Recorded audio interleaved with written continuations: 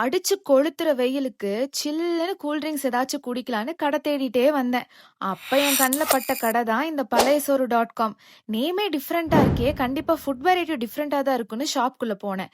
உள்ள ஷாப்ல இருந்த அண்ணா வெரைட்டிஸ் ஆஃப் மெனு சொன்னதுல இந்த கம்மங்கூழ் வித் மேங்கோ ஆர்டர் பண்ணா 2 மினிட்ஸ்ல ப்ரிப்பேர் பண்ணி சில்லுன்னு நம்ம கையில கொடுத்துட்டாங்க.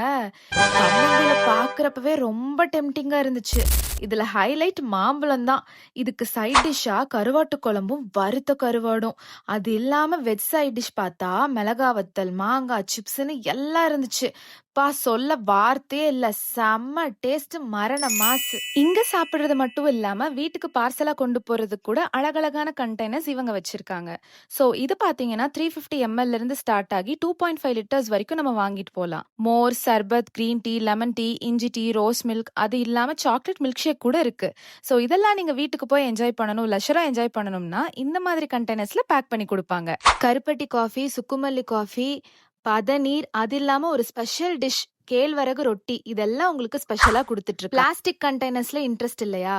No problem. நீங்க மண்பானையில பேக் பண்ணி வீட்டுக்கு வாங்கிட்டு போலாம். நீங்களும் என்ன மாதிரியே காந்திபுரம்ல ஷாப்பிங் போய் ரொம்ப களைச்சு போயிருக்கீங்களா? அப்ப மறக்காம இந்த பழையசோறு.com ட்ரை பண்ணுங்க. இந்த ஷாப் எங்க இருக்கு அப்படின்னு பாத்தீங்கன்னா, ஜிபி பஸ் ஸ்டாண்ட்ல இருந்து இறங்கின உடனே பக்கத்துல இருக்க சென்னை மொபைல்ஸ்க்கு ஒட்டின மாதிரியே இருக்க ஒரு ஷாப் தான் பழையசோறு.com. அது மட்டும் இல்லாம இதை எனர்ஜி பூஸ்டர்னு மட்டும் நம்ம சொல்ல முடியாது. இது நம்ம பாரம்பரியம். இந்த மாதிரி கூழ் குடிக்கும் போது நமக்கு எவ்வளவு ஹெல்த் பெனிஃபிட்ஸ் கிடைக்கும்னு நான் சொல்லி உங்களுக்கு தெரியணும்னு அவசியம் கிடையாது. நான் வெயில் அடிக்குதுன்னு தான் சாப்பிட வந்தேன். பட் இப்போ என் வீட்டில் இருக்க எல்லாருக்குமே பார்சல் வாங்கிட்டு போறேன்.